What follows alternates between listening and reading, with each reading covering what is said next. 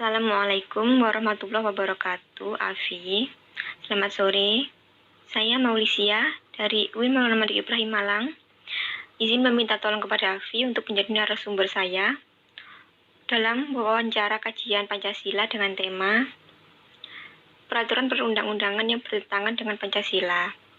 Untuk kedepannya, saya akan menggunakan voice note untuk mengirim pertanyaan dan berinteraksi dengan Afi dalam memenuhi tugas Pancasila ke depannya. Terima kasih. Waalaikumsalam warahmatullahi wabarakatuh. Selamat malam. Ya, saya bersedia untuk menjadi narasumber dari wawancara Samen. Untuk mengawali wawancara kita dalam sore ini tentang peraturan perundang-undangan yang bertentangan dengan Pancasila, saya ingin menyampaikan bahwa menurut pasal 1 angka 1 Undang-Undang Nomor 12 Tahun 2011 yang mengatur tentang pembentukan peraturan perundang-undangan, sebagaimana yang termuat dalam undang-undang tersebut, pembuatan peraturan perundang-undangan mencakup tahapan perencanaan, penyusunan, pembahasan, pengesahan atau penetapan, dan pengundangan. Selain itu, kemudian untuk evaluasi atau pemantauan dan peninjauan, berdasarkan ketentuan pasal 1 ayat 14 Undang-Undang Nomor 15 Tahun 2019 tentang perubahan atas Undang-Undang Nomor 12 Tahun 2011 adalah kegiatan untuk mengamati, mencatat, dan menilai atas pelaksanaan undang-undang yang berlaku sehingga diketahui ketercapaian hasil yang direncanakan, dampak yang ditimbulkan, dan kemanfaatan bagi negara kesatuan Republik Indonesia. Oleh karena itu, saya ingin mengajukan pertanyaan sebagai bagian dari kajian diskusi saya. Apakah menurut Anda sejauh ini ada peraturan perundang-undangan yang bertentangan dengan Pancasila? Baik, nama saya Makfiratul Abida dari Prodi Hubungan Internasional, Fakultas Ilmu Sosial dan Ilmu Politik, Universitas Islam Negeri Sunan Ampel, Surabaya. Saya akan menjawab pertanyaan 1, yaitu apakah menurut Anda ada peraturan perundang-undangan yang bertentangan dengan Pancasila? Menurut saya tidak ada. Tidak ada peraturan perundang-undangan yang bertentangan dengan Pancasila. Karena jikalaupun ada, itu pasti sudah dicabut atau diganti dengan undang-undang yang lebih tinggi dan lebih relevan dengan keadaan masyarakat Indonesia. Peraturan perundang-undangan juga sifatnya fleksibel, mengikuti perkembangan zaman, mengikuti arus yang ada. Jadi tidak hanya satu peraturan digunakan untuk berbagai zaman, itu tidak. Karena sifatnya relevan dan fleksibel seperti itu. Baik, jadi tidak ada peraturan perundang-undangan yang bertentangan dengan Pancasila. Karena jika ada, pasti hal tersebut akan digantikan oleh yang lebih baik dan akan diproses secara hukum. Sehingga masyarakat akan menjadi lebih menerima dan lebih terarah dalam kehidupan berbangsa dan bernegara. Untuk berikutnya, saya ingin meminta tanggapan dari saudara berkaitan dengan pertanyaan yang pertama kita bahas. Bagaimana menurut Anda sanksi-sanksi yang diberikan apabila seseorang melanggar perundang-undangan di Indonesia ini sudah tepat? Maksudnya, ketika seseorang tersebut berbuat kesalahan, ya, atau melenceng dari norma peraturan yang ada di Indonesia dan di tempat di mana dia ada, apakah sanksi-sanksi yang berkaitan dengan hukum itu tepat bagi pemuda itu yang membuat pelanggar merasa jera? Oke, baik. Saya akan menanggapi dari pertanyaan kelanjutan dari Mbak Ica. Menurut saya, sanksi-sanksi yang diberikan kepada para pelanggar ini sudah sesuai.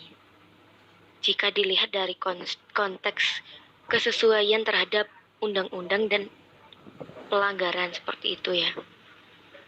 Namun biasanya yang tidak sesuai adalah para pemberi sanksi tersebut. Namun jika dalam konteks Apakah dapat membuat jera?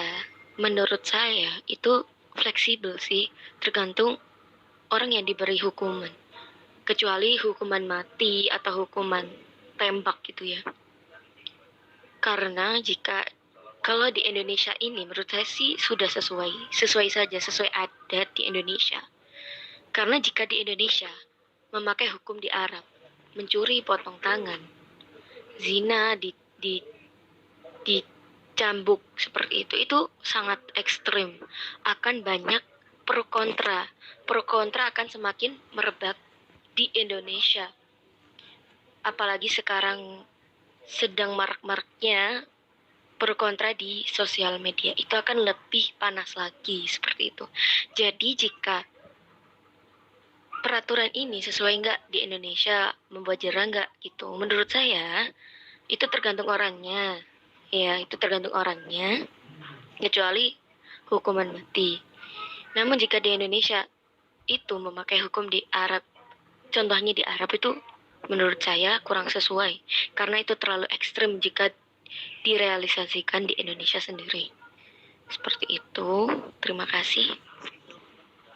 Jadi, peraturan perundang-undangan yang diterapkan di Indonesia sudah disesuaikan dengan keadaan masyarakat yang mana didasarkan dengan Pancasila. Pancasila itu sendiri adalah ideologi negara, ideologi bangsa yang menunjukkan identitas bangsa Indonesia.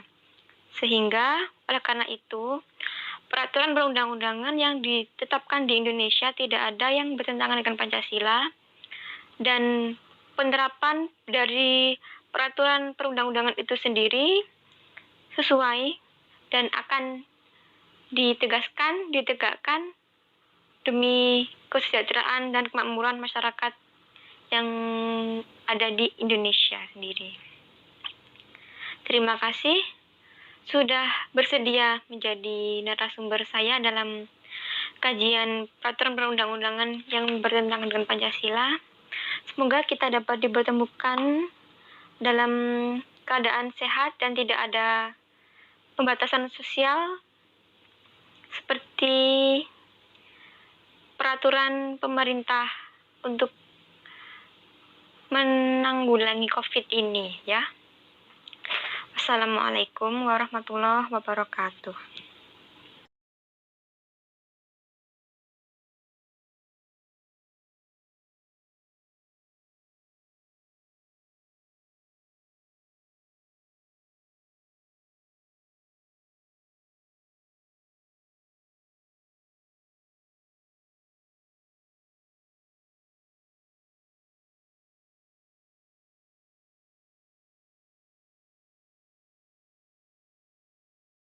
Assalamualaikum warahmatullahi wabarakatuh. Perkenalkan, nama saya Aulia Indra Ramadhani. Umur saya 17 tahun. Saya mahasiswa dari UIN Maulana Malik Ibrahim, jurusan Pendidikan Anak Usia Dini. Oke, jurusan pendidikan anak usia dini ya. Saya akan mulai dari pertanyaan pertama. Menurut Mbak Indra nih, apakah ada peraturan perundang-undangan yang bertentangan dengan Pancasila? Menurut saya sendiri ya, kalau ada di Undang-Undang Nomor 7 Tahun 2004 tentang Sumber Daya Air Pasal 9. Ini bertentangan dengan Pancasila dikarenakan UU Nomor 7 Tahun 2004 tentang Sumber Daya Air Pasal 9 menyebutkan hak guna usaha air dapat diberikan kepada perseorangan atau badan usaha dengan izin dari pemerintah atau pemerintah daerah sesuai dengan kewenangannya. Hal ini menjadi tidak adil menurut saya dikarenakan pemerintah mengambil alih dan menguasai penggunaan air ini, sedangkan air kan merupakan karunia dari Tuhan Yang Maha Esa. Air ini sebagai material yang vital bagi kelangsungan hidup seluruh makhluk hidup di bumi dan karunia dari Tuhan Yang Maha Esa. Oleh karena itu, semua masyarakat Indonesia berhak atas penggunaan dan pemakaian air secara cuma-cuma. Itu menurut saya, Mbak. Tapi untuk di daerah Mbak Indra sendiri, apakah penggunaan atau pengaksesan air sudah berjalan dengan baik atau terdapat kendala? Alhamdulillahnya berjalan dengan baik di lingkungan saya, tidak ada kendala. Alhamdulillah ya, kalau bisa mengakses air dengan sangat baik, dengan sangat lancar. Untuk pertanyaan terakhir, apa yang Anda rasakan dengan adanya peraturan perundang-undangan yang bertentangan dengan Pancasila dengan sudut pandang Anda sebagai seorang mahasiswa? Bagaimana nih? Kalau menurut saya, kalau ditanya tentang rasa ya, kalau rasanya itu ada rasa tidak terima ya, karena kan balik lagi kalau perundang-undangan itu harus tidak tidak boleh bertentangan dengan nilai-nilai Pancasila, karena kan ya perundang-undangan itu harus menerapkan nilai-nilai yang terkandung di Pancasila itu. Itu sih Mbak, menurut saya ya, pandangan saya sebagai mahasiswa. Oke, baik. Terima kasih Mbak Indra atas jawabannya. Sebelumnya saya pribadi mohon maaf jika ada salah kata, baik disengaja maupun tidak. Saya ucapkan terima kasih banyak karena sudah menjadi narasumber saya malam ini. Semoga Mbak Indra tidak bosan-bosan untuk menjadi narasumber saya ya. Kalau gitu saya akhiri. Terima kasih atas jawabannya. Wassalamualaikum warahmatullahi wabarakatuh. Assalamualaikum warahmatullahi wabarakatuh. Sebelumnya perkenalkan, nama saya Olesya Nabila Rahma, dan di sini saya meminta kesediaan kakak untuk menjadi narasumber saya untuk memenuhi tugas Pancasila dari Pak Gali. Apakah kakak bersedia? Ya, saya bersedia. Baik, terima kasih. Kalau begitu silakan perkenalkan diri kakak. Baik, nama saya Ahmad Ramadan Aji Jaya. Saya adalah mahasiswa Tadris Bahasa Inggris semester 5 di Universitas Islam Negeri Maulana Malik Ibrahim Malang. Baik, terima kasih Kak atas perkenalan dirinya. Berlanjut ke pertanyaan yang pertama, yaitu apakah menurut kakak ada peraturan perundang-undangan yang bertentangan dengan nilai-nilai Pancasila? Menurut saya pribadi tidak. Mengapa? Karena peraturan yang dibuat oleh pemerintah itu tidak semena-mena dibuat oleh pemerintah, melainkan adalah kumpulan suara atau aspirasi dari rakyat, di mana negara kita adalah negara yang menjunjung tinggi sistem demokrasi. Seperti itu saja, Kak. Jadi, jawabannya adalah tidak. Apakah benar? Ya. Baik, berlanjut ke pertanyaan yang kedua, yaitu apakah menurut kakak sanksi-sanksi yang diberikan kepada orang-orang yang telah melanggar peraturan perundang-undangan di Indonesia ini sudah cukup tepat? Menurut saya pribadi kurang adil, karena yang saya lihat, fenomena yang saya lihat saat ini adalah perlakuan sanksi yang diberikan kepada rakyat dan kepada pejabat itu bertolak sebelah. Ibaratnya tumpul ke atas dan tajam ke bawah. Jadi saya kira perlakuan sanksi yang ada di Indonesia terasa kurang adil. Seperti itu, Kak? Ya. Baik, terima kasih Kak Aji atas waktunya. Assalamualaikum warahmatullahi wabarakatuh. Perkenalkan, nama saya Muhammad Rizky Ansori. Di sini saya akan mewawancarai seorang narasumber seputar pertanyaan peraturan perundang-undangan yang bertentangan dengan kaidah-kaidah Pancasila. Perkenalkan, nama saya Imran Rosidi, mahasiswa dari Fakultas Ilmu Administrasi Brawijaya Pertanyaan pertama, menurut Anda, apakah ada peraturan perundang-undangan yang bertentangan dengan Pancasila?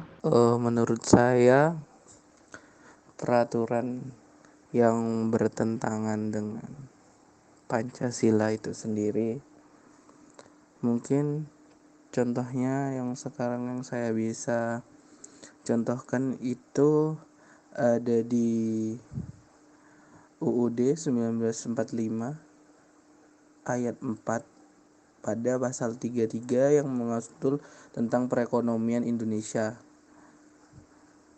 Nah, itu bertentangan dengan 3 ayat sebelumnya yang intinya itu menjelaskan tentang untuk demokrasi berekonomi, dan dalam praktek yang dijalankan selama ini itu terlihat prakteknya lebih ke perekonomian secara liberal ya. Ya mungkin itu saja yang dapat saya sampaikan. Terima kasih. Lalu pertanyaan kedua, apa yang Anda rasakan dengan adanya peraturan yang melenceng dari Pancasila dalam sudut pandang mahasiswa? Kalau dari sudut pandang saya ya, yang diterapkan selama ini itu kan perekonomian liberal. Menurut saya itu enggak berpengaruh signifikan deh tentang perekonomian Indonesia, dan menurut saya tidak ada sisi negatifnya, karena dari kata liberal itu sendiri kan artinya bebas. Nah, dari situ kan kita bisa mengembangkan lebih banyak kreativitas kita untuk mendukung perekonomian Indonesia ini jadi lebih maju. Nggak ada yang salah menurut saya untuk diterapkan. Ya mungkin sekian saja. Baik, terima kasih atas jawabannya. Saya akhiri wawancara ini. Apabila ada salah dan kekurangan mohon dimaafkan.